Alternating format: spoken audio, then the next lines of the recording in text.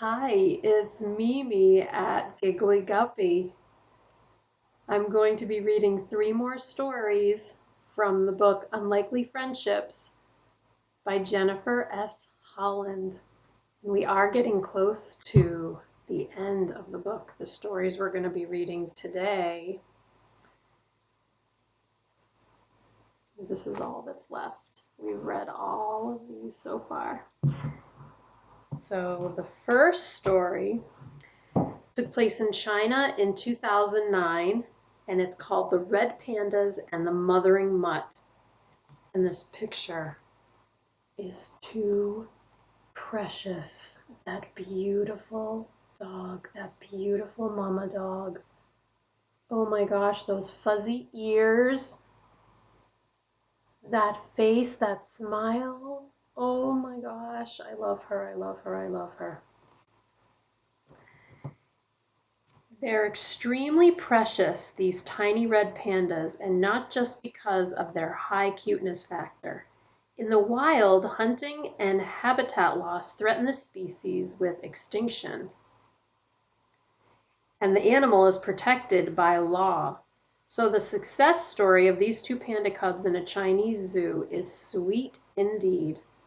Red pandas, also known as lesser pandas, are only distance, distantly related to their big black and white namesakes, and they're more closely related to raccoons than to dogs, but these two took to a canine mom as if she were the closest of kin. The mother panda had recently been moved from the Shanxi Zoo to the Taiwan Zoo in northern China's Shanxi province. Beneath her furry plumpness, the bear was pregnant, unbeknownst to zookeepers, and in her new environment she gave birth prematurely. Under the stressful circumstances, the mother abandoned her pups, leaving humans scrambling to find a way to keep the babies from starving. Caretaker Li Jinbang acted as a surrogate parent for the first few days after the pups were born. Like any good mother, he fed them every 2 hours, day and night, with syringes full of specially formulated powdered milk. I remember that with my human baby. And it takes close to 2 hours to eat. So you're basically doing that 24 hours a day. Oh, what a nice man for doing that. Meanwhile, the zoo turned to the local media for help finding a more appropriate panda substitute. The staff hoped to find a smallish dog that had given birth recently with plenty of milk and a calm demeanor that would not frighten the new babies. Dog milk is close enough in makeup to that of pandas that the young would get most of the nutrients they needed without supplements. That's fascinating. Fortunately, a supplier for the zoo who lived on a nearby farm heard the call and brought his scrappy little mixed breed, who was heavy with milk for her own triplets, to the rescue. One of her own pups came along as well to ease the transition and keep the mama dog focused. Quickly, the pandas learned to suckle from the canine, and she took to her new job naturally, sometimes even letting the pandas eat before her own pup got access. But the new mom was more than a food provider to the little bears. She treated them as her own, licking them at both ends to keep their bodily functions running smoothly. I'll show you this picture. Oh, beautiful, beautiful, beautiful. What a good girl. Taking care of the babies. A red panda mother who may give birth to up to 4 blind cubs at a time will spend sometimes 90% of those first days nuzzling her young and getting to know their individual scents. Their adopted mom was similarly attentive when the pandas needed her most, and the bears, their eyes still squeezed tightly shut and their squeals barely audible, responded by slurping up her milk with gusto, growing healthy and strong. Eventually the pandas were weaned, but for a long time after, their surrogate mother dog lingered outside the panda house, trying to get back in. Zoo staff members were touched to see how the dog's protective instinct held strong even after the bears outgrew their need for her care.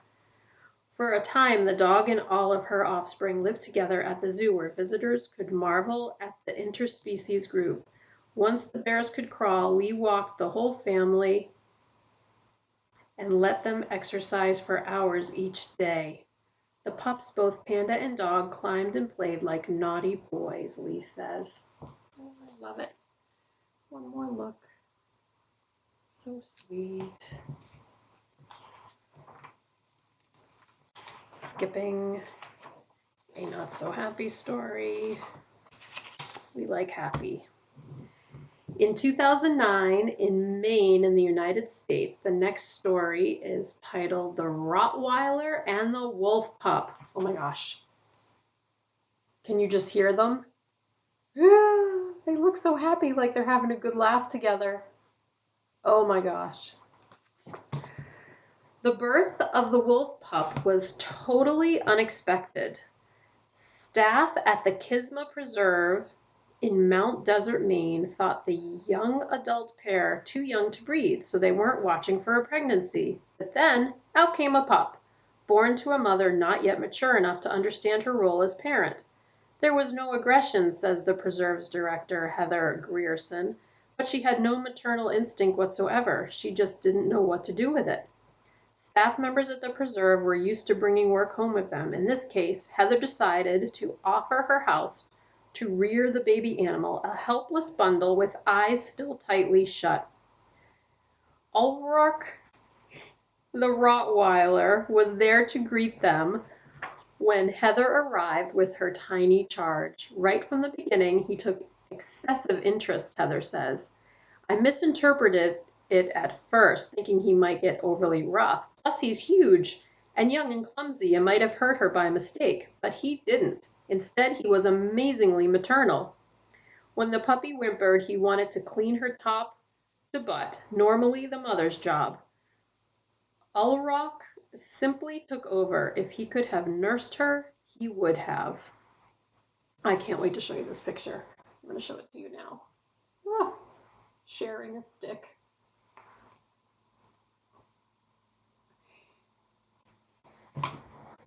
The wolf was completely responsive to the Roddy's overtures, happy for the attention.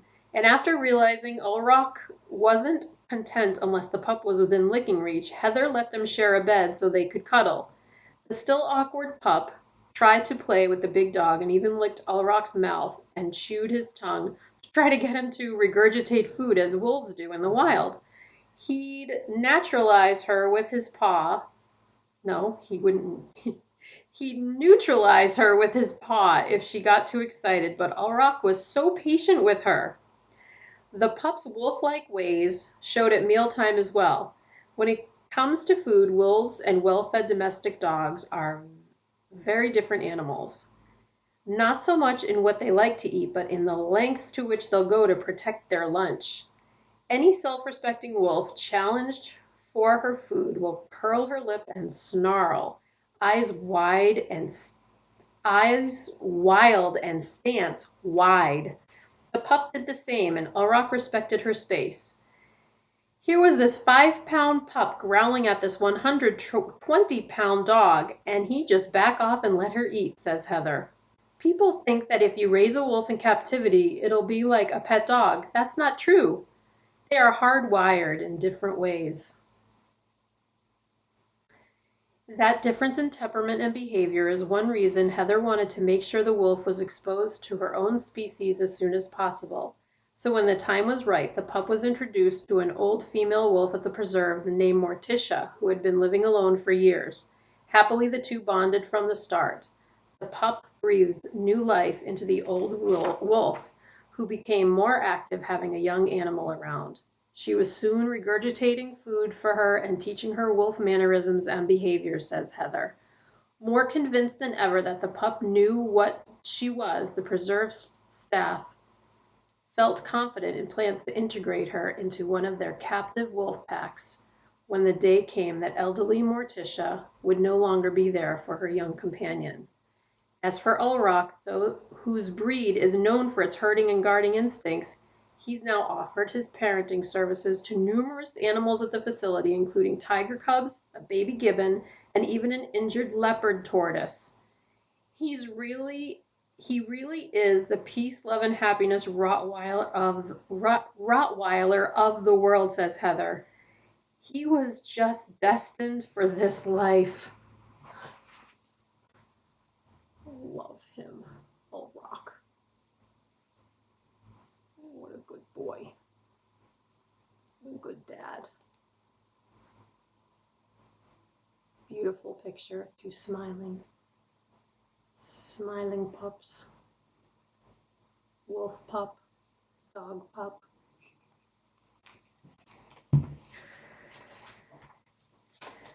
And the last story that we're going to read today took place in Israel in the year 2000. It's called The Salty Dog and the Dolphins. Salty Dog and the Dolphins. On the south side of Eilat in Israel, where the Red Sea creeps onto sandy, tourist-packed shores, a shaggy dog took a leap of faith. His name was Joker, and one warm day in the spring of 2000, he simply showed up at Dolphin Reef, a beachy tourist attraction specializing in encounters with the popular marine mammals. He belonged to a family in town, but he seemed more at home on the reef's wooden pier overlooking the sea. At first, the owners weren't happy about their canine visitor. They were concerned that he chased the cats, chickens, and peacocks that lived on the property. But Joker kept coming, traveling every day from wherever he laid his head at night, and never raised a paw to the other animals. In fact, he seemed utterly disinterested in any species but one, the dolphins. Dolphin Reef has a population of 8 bottlenose dolphins, all fathered by a male named Cindy, the so-called Don Juan of the pod. Yes, Cindy is a male. At times, the animals have been given free access to the open sea and allowed to choose between the reef and the wild. So while they do encounter humans and receive food, their behaviors remain quite natural, including their play. Those acrobatics held Joker's interest for many days. He sat on the dock and observed the dolphins as they gathered and squealed and splashed and rocketed through the waves. Then one day, during feeding time, Joker abandoned his dry observation post and leaped in.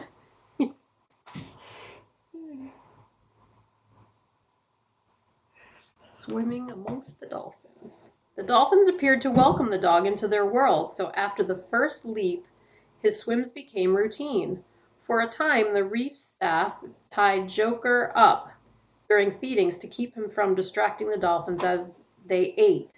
Soon, the pup realized that he was welcome in the water anytime but during a meal. He learned to read the aquatic mammal's signals and would jump in only when the dolphins were teasing him or inviting him, says Tal Fisher, one of the dolphin trainers. Joker became a bit of a star, and people who saw him making his daily sojourn from town would pick him up despite his salty dog stink and drop him at his favorite spot. He always headed straight for the wooden pier above the water, where his playful friends would greet him. Eventually, the dog's owners realized Joker was happiest at the reef, and they let the Mutt move in permanently with the facility owners so he'd have easy access to his aquatic playmates. To this day, he spends many nights sleeping on the dock, ready to start the morning by barking at the dolphins as they congregate below. Then he jumps into the water to frolic with them. They react by swimming around him and splashing with their tails, says Tal. They even speak to him. How dog barks and dolphin squeaks translate across species is a mystery, but the mutually curious animals seem to have discovered a shared language in play. Fantastic. Love, love, love. And I noticed that Mr. Mittens has once again maintained his perch. He's such a beautiful boy. So those are our 3 stories for today. Thank you so much for joining me. I look forward to seeing you next time so I can read some more stories to make you smile.